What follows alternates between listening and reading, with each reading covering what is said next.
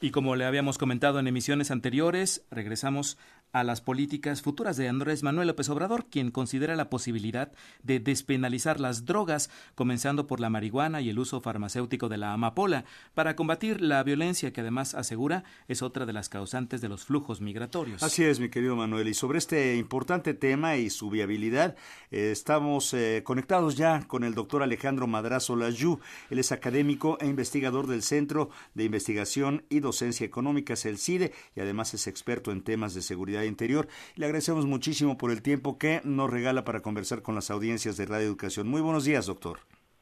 Buenos días, gracias a ustedes y a su auditorio. Buenos días. ¿Cómo observa la virtual propuesta del próximo presidente para despenalizar la producción y el consumo de las drogas? ¿Cuáles serían los pros y cuáles los contras? Yo creo que es una señal muy positiva prácticamente por donde se le vea.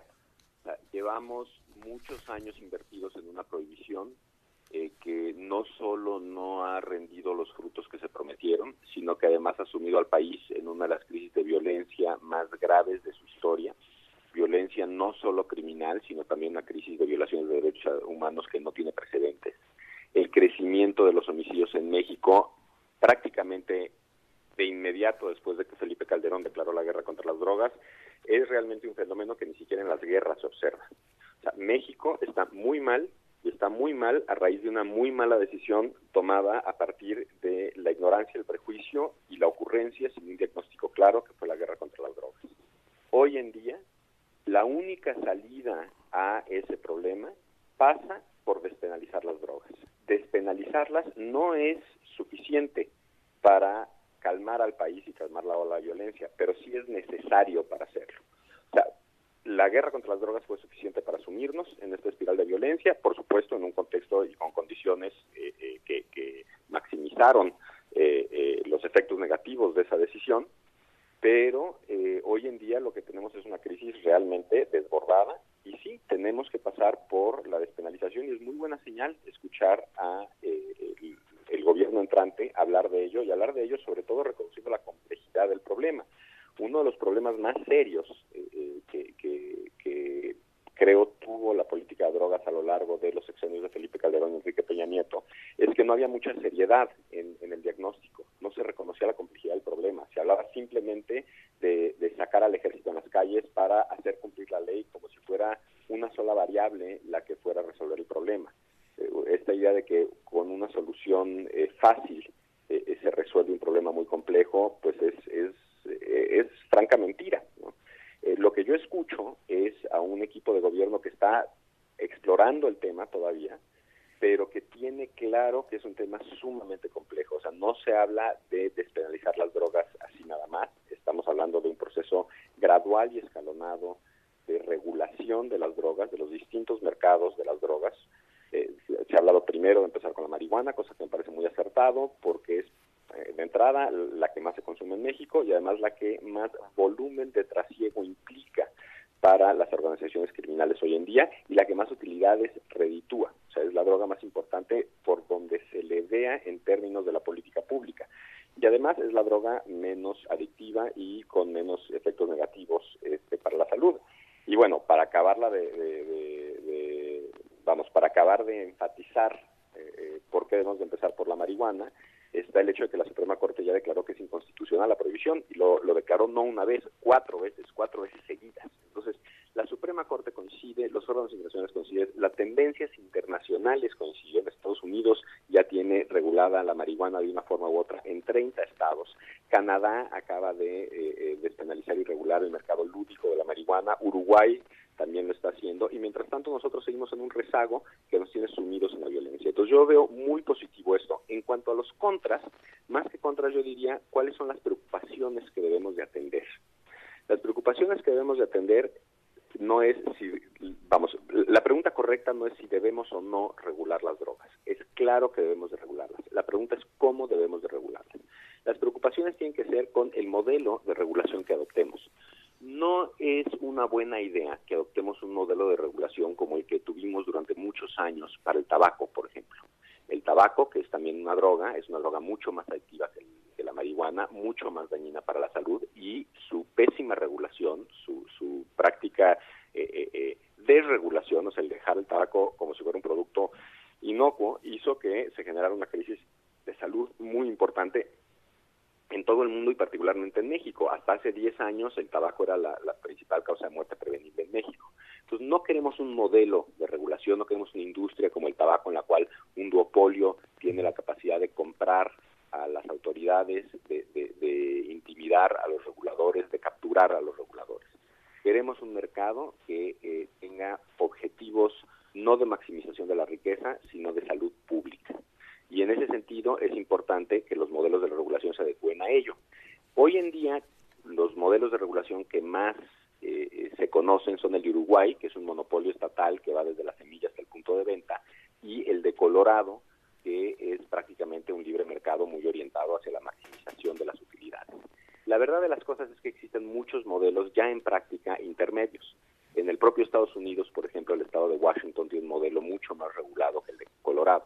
Y sobre todo hay que entender que en Estados Unidos los modelos de regulación son estatales, mientras que mucha de la legislación aplicable, por ejemplo, la legislación aplicable a los bancos que participan en el mercado, a las patentes de las medicinas, etcétera, están en el ámbito federal.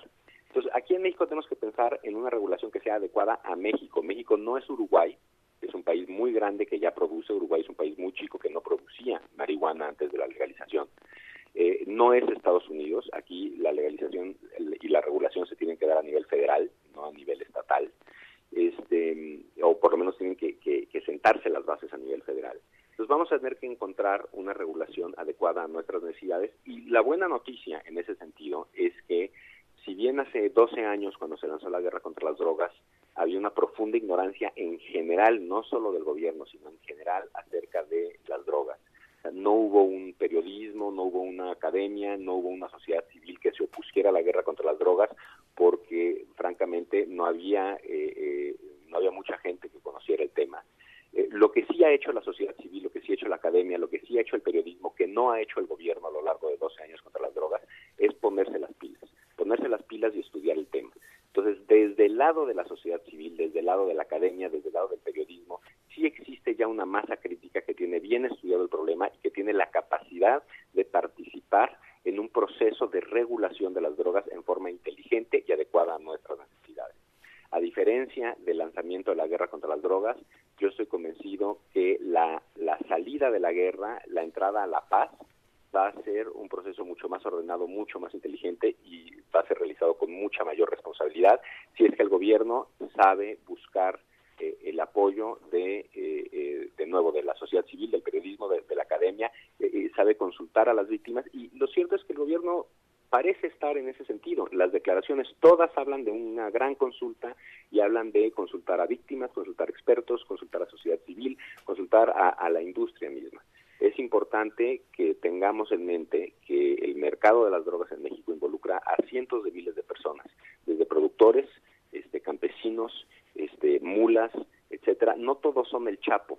El Chapo es justo lo que queremos eliminar del proceso. El criminal que monopoliza y concentra las utilidades es lo que no queremos que esté presente.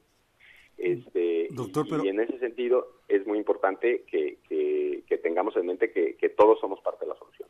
Doctor Alejandro Madrazo Layuz, justamente ahí en esa variable, ¿qué respuesta podríamos esperar por parte de los grupos del crimen organizado? ¿Cómo tendría que ser la negociación con ellos? Dudo mucho que sea una respuesta amable de su parte. A ver, yo no creo que debe de haber una negociación con los grupos de la delincuencia organizada, que son quienes concentran el trasiego del mayoreo. Normalmente esos son grupos que están organizados con armamento y que realmente su actividad es la coacción criminal. Yo creo que a quienes se tiene que consultar es a la mayor parte de las personas que están en la industria de las drogas, que no son los capos, que no son los sicarios, sino son los campesinos, son las mulas, son los narcomenudistas, son la gente de a pie común y corriente, ciudadanos que básicamente están buscando una forma de mantenerse en una economía que no es precisamente la más boyante en este momento. Entonces, yo no creo que deba haber una negociación con los capos. Los capos lo que va a suceder es que se van a quedar sin esa parte del negocio. Sí. Ahora, lo importante o lo más importante es que se queden solos, o sea, que el resto de la cadena participante, siempre nos imaginamos como si industria del tráfico, de la producción del tráfico ilícito de las drogas, fuese una industria dominada por la violencia. La violencia en realidad está concentrada en eslabones muy específicos de la cadena. Todos los demás eslabones de la cadena preferirían llevar a cabo su vida normalmente en una industria legal y regulada, en la cual tendrían seguridad de que no van a estar siendo atacados tanto por los propios delincuentes armados como por las autoridades, que muchas veces en este ímpetu beligerante del gobierno, pues utilizan la violencia en forma ilícita. O sea, hay muchos casos documentados de tortura, incluso de ejecuciones extrajudiciales. La mayor parte de la gente que participa no es gente violenta, y la mayor parte de la gente que participa preferiría hacer un ámbito legal. Entonces, de esa gente yo espero una respuesta positiva de integrarse a un mercado legal, y la regulación debe de buscar esa integración, debe de buscar que campesinos, debe de buscar que productores, debe de buscar que narcomenudistas, y debe buscar que transportistas ingresen a un mercado legal. Bien. Yo creo que lo que vamos a ver es a ver, déjate lo pongo de esta forma, incluso los narcos o los delincuentes organizados, armados, los que normalmente pensamos en nuestra imaginación como la gente que es protagónica en estos ámbitos. Bueno, pues esa gente, yo me imagino que prefiere, mucha de esa gente va a seguir traficando internacionalmente drogas, va a seguir pasando drogas de México a Estados Unidos.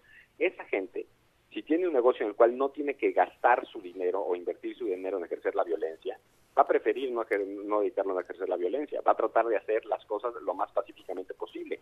Una de las cosas que está más o menos clara con los estudios que se han realizado más o menos del año 2000, Jeffrey Mirón es un autor que hay que leer, es que la inversión de los grupos delincuenciales en tener un aparato de violencia, un aparato capaz de ejercer la violencia, es realmente una respuesta a la intensidad con la que el Estado violentamente intenta reprimir estos mercados negros.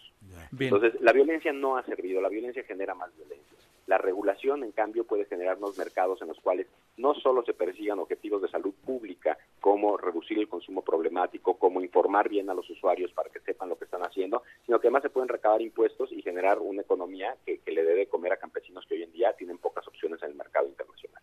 Pues ahí está. Muy bien, gracias, doctor Alejandro Madrazo Layous, investigador académico del CIDE, Centro de Investigación y Docencia Económicas, por arrojar luz en torno a esta reflexión nacional que próximamente ocupará los titulares de nuestro país. Muchas gracias. Gracias a ustedes. Saludos. Mantenemos el contacto si usted nos los permite. Muchas gracias.